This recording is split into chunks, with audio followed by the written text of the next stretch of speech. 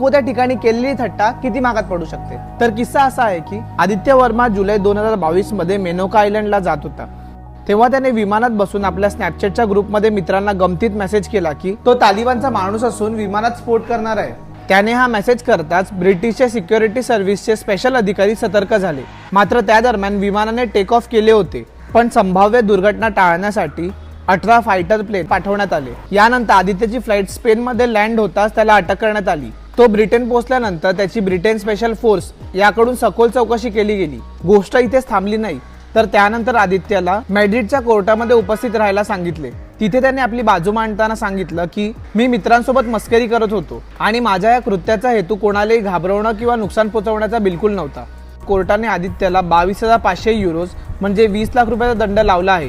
त्याचबरोबर fighter plain पाठवण्यासाठी लागणारे 95,000 युरोज म्हणजेच 85 लाख रुपये सुद्धा त्याच्याकडून वसूल केले जातील।